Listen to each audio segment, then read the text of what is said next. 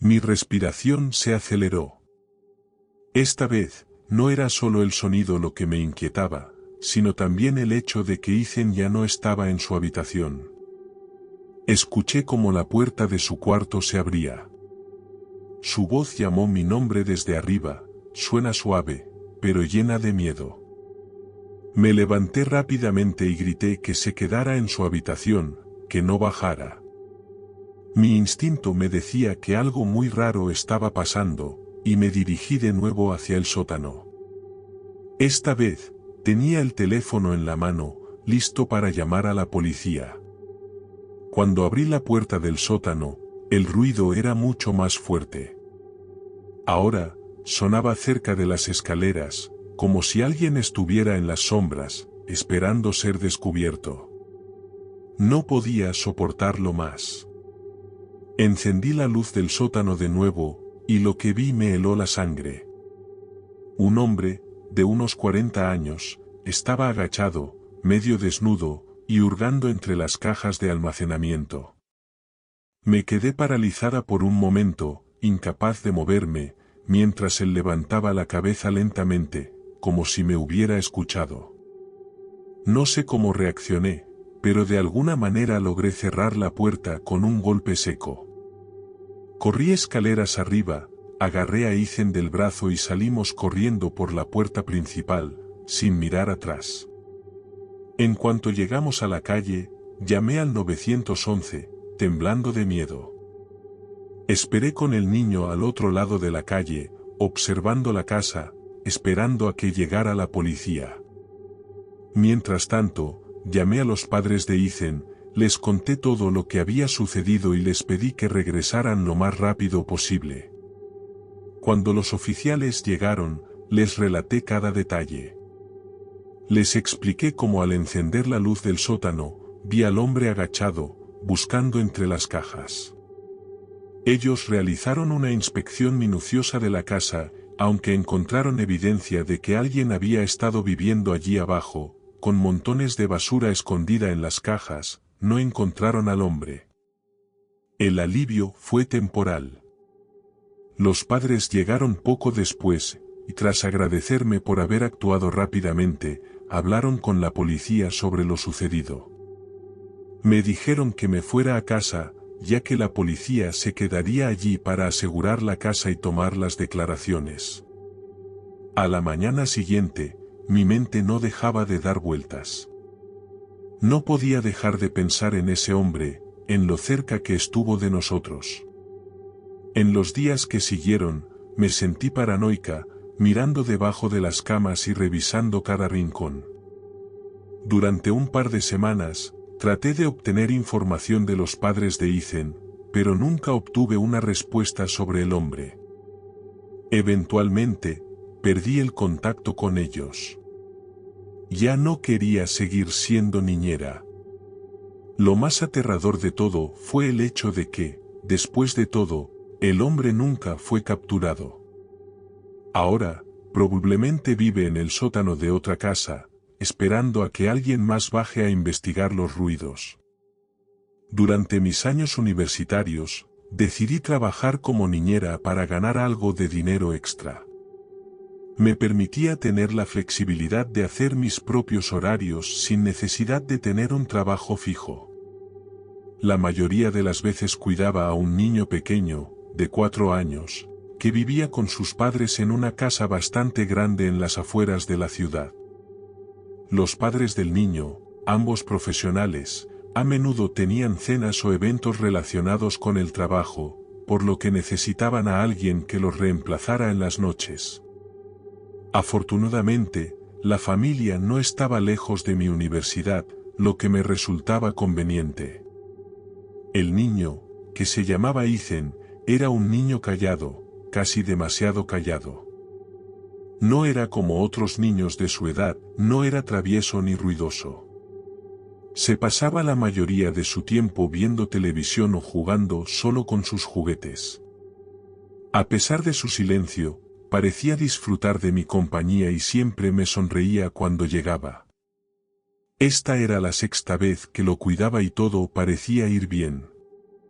Esa noche, los padres de Ethan me dijeron que estarían fuera hasta las 11, como siempre, por lo que debía asegurarme de que él estuviera en su cama a las 9. No me parecía un problema, ya que la rutina era bastante tranquila. Cuando llegué a la casa, me recibieron con una cálida sonrisa y me dieron las instrucciones habituales. Me aseguraron que no necesitaba preocuparme por nada, que Ethan estaba acostumbrado a estar en casa y que no debía haber problemas. Las primeras horas fueron bastante sencillas. Le preparé una pizza congelada, como de costumbre, y nos sentamos a ver televisión juntos. Después de comer, me dijo que tenía que ir al baño, algo que no me sorprendió, ya que Ethan a menudo tenía sus pequeños momentos de independencia. Se fue al baño y yo me quedé en la sala esperando su regreso. Cuando volvió, su rostro no estaba tan tranquilo como antes. Estaba pálido, mirando hacia el pasillo con una expresión de inquietud. Se acercó lentamente, y con voz temblorosa, me preguntó si había oído los ruidos provenientes del sótano. En ese momento, no entendía a qué se refería. Yo no había escuchado nada, pero la expresión de Ethan me hizo dudar. Le pedí que me explicara mejor y él me dijo que había escuchado algo moviéndose en el sótano, algo que sonaba como pasos lentos o arrastrarse. En un principio, me tomé su comentario como una simple fantasía de niño. ¿Qué niño no inventa historias extrañas? Pero algo en la atmósfera de la casa, esa noche me hizo sentir incómoda. Decidí apagar la televisión para escuchar mejor. En cuanto el sonido de la pantalla se apagó, pude oírlo. Un ruido débil, casi imperceptible, provenía de abajo, del sótano. Era un arrastre suave, como si alguien estuviera moviéndose por el suelo de concreto. Mi instinto me dijo que fuera a investigar, y traté de tranquilizar a Ethan. Le dije que probablemente fuera algún animal que se había colado en la casa y que no había nada de qué preocuparse. Sin embargo, veía el miedo en sus ojos, aunque yo trataba de ocultar mi propia inquietud, no podía evitar sentirme rara. Le pedí que se quedara arriba mientras yo bajaba a investigar. Ethan se aferró a mi brazo y me pidió que no lo dejara sola. Lo tranquilicé con una sonrisa, le pedí que esperara en la sala y fui hacia la puerta del sótano. Nunca antes había bajado al sótano de esa casa. Los padres de Ethan siempre me habían dicho que era un espacio inutilizado, lleno de cajas y cosas viejas.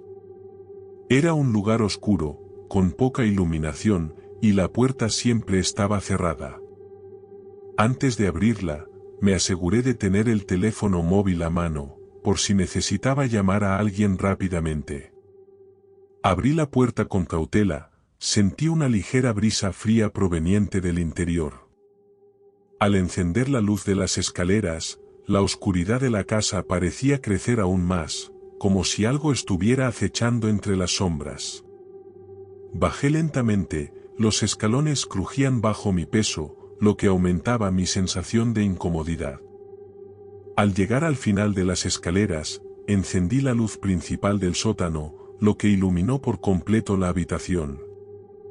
Era un lugar bastante grande, con techos bajos, cubierto por una mezcla de viejas cajas de cartón y trastos olvidados.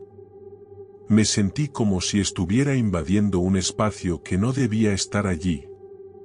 Caminé por el lugar, revisando entre las cajas, sin encontrar nada que justificara los extraños ruidos. Sin embargo, mientras recorría el sótano, no podía dejar de sentir una presencia, una sensación de que algo o alguien me estaba observando. Finalmente, tras un par de minutos de inspección, decidí regresar arriba. Todo parecía en calma, y no encontré nada fuera de lugar. Al regresar, Ethan estaba sentado en el sofá, tenso, mirando hacia la puerta con expresión ansiosa. Le dije que todo estaba bien, que no había nada extraño en el sótano, y lo abracé con la esperanza de que eso lo calmara. Después de un rato, parecía haber olvidado el asunto y nos sumergimos nuevamente en la normalidad. Pasaron un par de horas y, acercándose la hora de las 9, comencé a preparar a Ethan para dormir. Subimos a su habitación, lo acomodé en la cama y le dije buenas noches. Luego regresé a la sala para sentarme en el sofá y revisar mi teléfono, distraída con las redes sociales y las noticias. Pero entonces, a lo lejos, escuché el sonido nuevamente. El mismo arrastre, mucho más fuerte que antes. Mi corazón dio un vuelco. Ahora, era más claro que nunca. No era un animal, ni un simple ruido de la casa. Algo, o alguien, estaba moviéndose en el sótano. Mi mejor amiga tenía una hija llamada Sara. Acababa de cumplir 7 años, y de vez en cuando me pedía que la cuidara cuando tenía compromisos. Vivían en una casa preciosa en Washington, rodeada por árboles frondosos y montañas imponentes. Era el tipo de lugar que parece sacado de un sueño o de una pesadilla. No había vecinos cerca, el más próximo estaba a más de 2 millas de distancia. Esa soledad siempre me había parecido pacífica, hasta que dejó de serlo. Una tarde, mi amiga me pidió que cuidara de Sara durante un par de días mientras se ausentaba por un viaje de negocios. Acepté sin pensarlo. Unas semanas después llegué a su casa. Comimos algo, charlamos un rato, y luego se marchó al aeropuerto. Todo parecía tranquilo, como siempre. Pasé la tarde con Sara, escuchando sus historias de la escuela, sus amigas, y luego salimos a buscar algo de cenar y un postre. Volvimos a eso de las 8, como era costumbre, decidimos ver una película antes de acostarnos. Mientras buscaba una en la televisión, Sara me interrumpió con una voz baja pero curiosa. ¿Quién es ese? Miré hacia donde apuntaba, la puerta principal. Justo entonces, se escucharon unos golpes secos. Tocaban la puerta.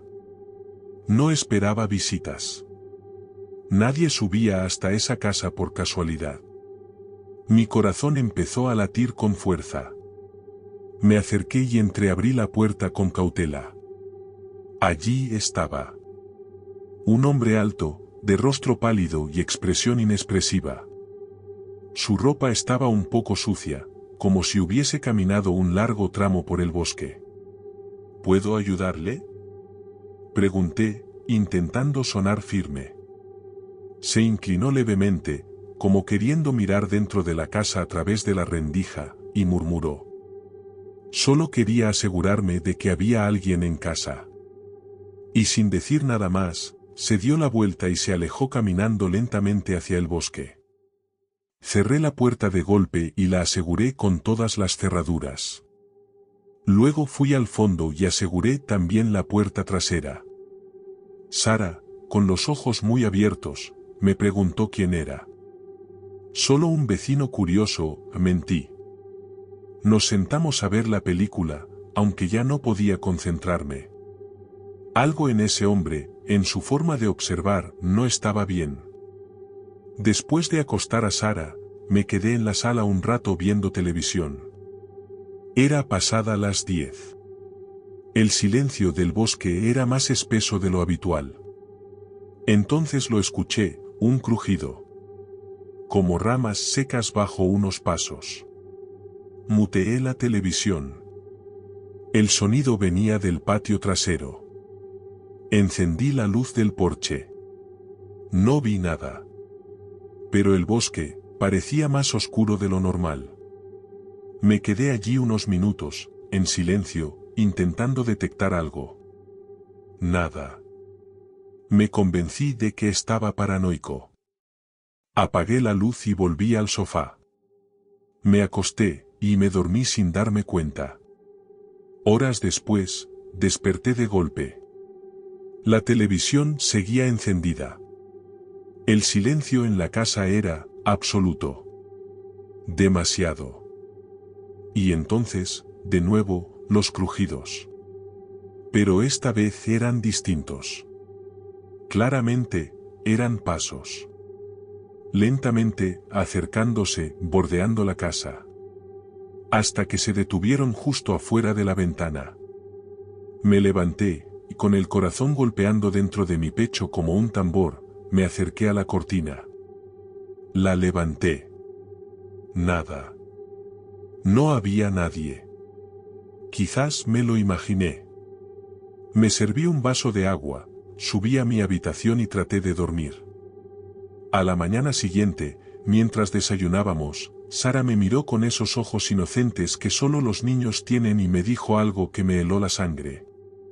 ¿Por qué estabas caminando afuera anoche? La miré fijamente, incapaz de responder. Te vi, continuó. Estabas caminando alrededor de la casa. Pensé que estabas buscando algo. No le dije nada más.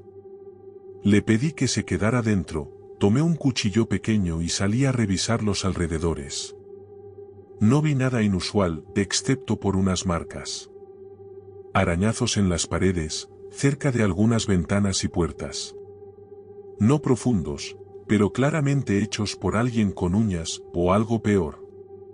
Volviendo al frente, lo vi otra vez. Al mismo hombre. Caminaba lentamente por el camino que pasaba frente a la casa. No dijo nada. No miró. Solo pasó. Llevé a Sara al centro comercial. Cualquier cosa, menos quedarnos allí. Pasamos el día fuera y no volvimos hasta las 6. Poco después, mi amiga llamó para saber cómo estábamos. Le conté lo del hombre, para mi sorpresa, dijo que lo conocía. Unas semanas antes, ese mismo hombre había llegado a su casa, pidiendo pasar la noche. Ella se había negado, por supuesto. Acordamos que si algo más sucedía, no dudaría en llamar a la policía. A las 9 de la noche, jugábamos un juego de mesa cuando se escuchó el primer sonido. Un golpecito en la ventana. Luego, un arañazo.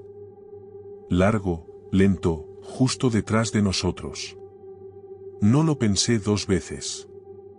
Agarré a Sara y corrimos al garaje. Nos subimos al coche y salimos disparados, viendo cómo el portón se cerraba tras nosotros. Mientras nos alejábamos, Sara murmuró algo apenas audible. Está corriendo hacia el bosque. Pasamos la noche en un hotel. Llamé a la policía y luego a mi amiga. Unos oficiales nos encontraron en el lobby. Otros 2 fueron directamente a la casa. Tomaron nota, les conté todo. Esa noche dormimos en una habitación del hotel. Al día siguiente, mi amiga regresó. Volvimos juntos a la casa. Todo estaba, aparentemente normal. Pero el aire ya no se sentía igual. Un mes después, atraparon al hombre. No por lo que hizo esa noche, sino porque había sido reportado por otros intentando entrar en casas cercanas. Nunca robaba nada. Solo, entraba. Observaba. Y se iba. Hasta el día de hoy, nadie sabe por qué lo hacía. Y yo, nunca dejé de preguntarme, ¿qué habría pasado si no hubiera cerrado la puerta? ¿A tiempo? Tenía 13 años cuando ocurrió. A esa edad, ya me sentía lo suficientemente mayor como para no necesitar una niñera, pero mi madre pensaba distinto. Todos los sábados por la noche trabajaba hasta tarde, así que contrataba a alguien para que se quedara conmigo. El encargado habitual era Thomas, un chico de unos 20 años, hijo de una amiga suya del trabajo. Desde el principio, Thomas me pareció raro. Era callado, caminaba como si no quisiera que lo notaran y tenía una mirada vacía, como si su mente estuviera en otro lugar, siempre. Sin embargo, cuando hablaba con mi madre, su actitud cambiaba por completo. Sonreía, era atento y hasta simpático. Ella pensaba que exageraba cuando le decía que no me gustaba. Según ella, solo quería quedarme solo para jugar videojuegos sin supervisión. Era una noche como cualquier otra. Thomas llegó, como siempre, unos minutos tarde. Mi madre se fue después de intercambiar unas palabras con él, y yo me senté en el sofá a jugar Xbox. Era mi rutina para esas noches largas. Él solía desaparecer a la cocina o al altillo, dejándome solo. No hablábamos mucho, y así me gustaba. Pero esa noche fue diferente desde el principio. Escuché murmullos provenientes de la cocina. Me asomé un poco, curioso. Thomas hablaba en voz baja, con un tono tenso, como si no quisiera que lo escucharan. No distinguí las palabras, pero algo no sonaba bien. Poco después, apareció en la sala, mirando por la ventana con el celular en la mano. Me dijo, sin siquiera mirarme a los ojos: va a venir alguien un segundo, no te preocupes. No sabía qué responder. ¿Alguien iba a venir? ¿Quién? ¿Por qué? No era algo que un niñero debiera hacer, lo sabía, pero también sentía que no tenía poder para detenerlo. Solo asentí. El silencio que siguió fue incómodo. Se sentó en el sofá junto a mí, mirando al vacío. Nunca lo hacía.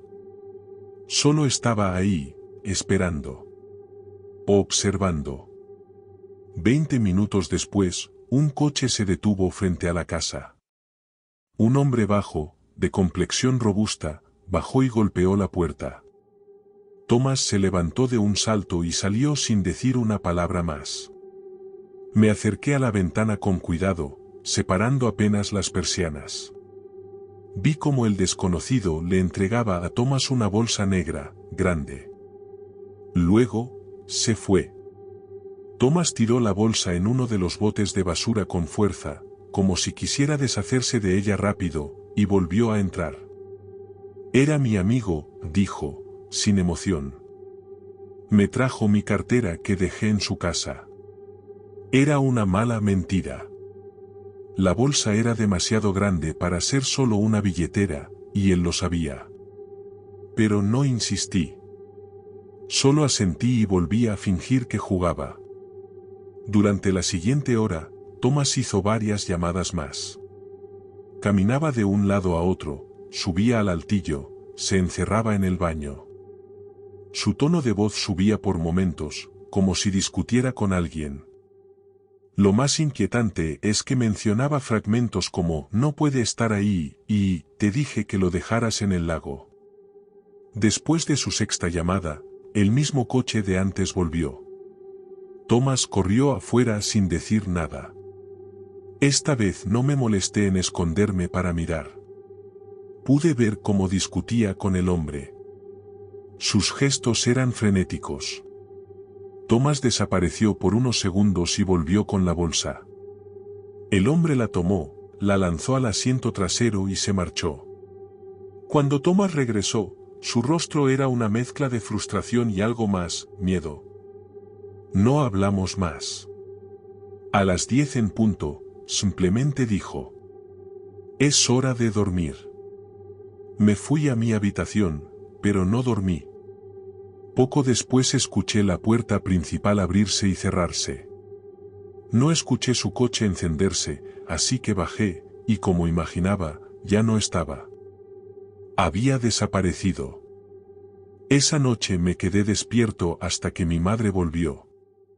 Le conté todo. Por primera vez, no dudó de mí. Llamó a Thomas, pero no respondió. Al día siguiente, logró hablar con su madre. Dijo que Thomas había llegado a casa sintiéndose mal y que por eso se fue antes. No tenía sentido. Si realmente se sentía mal, ¿por qué no avisó? ¿Por qué tantas llamadas? ¿Por qué discutir con un extraño en la puerta de mi casa? ¿Y qué había en esa bolsa? Pasaron años. Casi 10. A veces me olvido del incidente, pero otras veces no puedo dejar de pensar en eso. Hace poco, encontré el perfil de Thomas en redes sociales. No tenía publicaciones, solo una foto extraña, un lago, rodeado de árboles, con niebla espesa cubriéndolo. Me recorrió un escalofrío. Busqué el nombre del lago por curiosidad. Al parecer, hace algunos años encontraron restos humanos ahí. Nunca identificaron el cuerpo. Nadie fue acusado. El caso sigue abierto. Y ahora me pregunto, ¿qué había realmente en esa bolsa? ¿Qué fue lo que vi esa noche? Y lo peor, ¿qué habría pasado si me hubiera metido más? ¿Si hubiera insistido? ¿Si me hubiera acercado? A veces, cuando estoy en casa solo, me parece escuchar pasos en el altillo. Y en esos momentos, casi puedo oír la voz de Thomas, susurrando desde la cocina. Habían pasado 10 años desde aquella noche, pero seguía teniendo sueños con Thomas. Siempre estaba en el mismo lugar, parado bajo la farola frente a mi casa, con el bolso negro colgando de su mano. Me despertaba sudando, con el corazón acelerado, sintiendo que algo no se había cerrado del todo. No volví a saber de Thomas después de que dejó de responder los mensajes de mi madre. Ella tampoco volvió a hablar con su madre. Simplemente desapareció. Durante años intenté olvidarlo, pero cuanto más lo intentaba, más me perseguía el recuerdo. Hace 2 semanas, recibí un correo sin remitente. No tenía texto, solo una imagen. Era una foto borrosa de una bolsa de lona negra, manchada, abandonada frente a lo que parecía ser una cabaña vieja en medio del bosque. Y debajo de la imagen, una sola palabra escrita en letras torcidas: recuerda. Lo ignoré, o al menos lo intenté. Pero la curiosidad pudo más.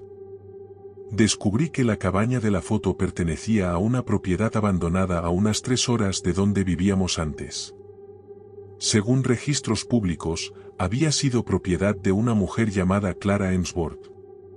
El apellido me sonaba, era la madre de Thomas. Ya no vivía allí, pero tampoco había traspasado la propiedad. La cabaña llevaba años vacía.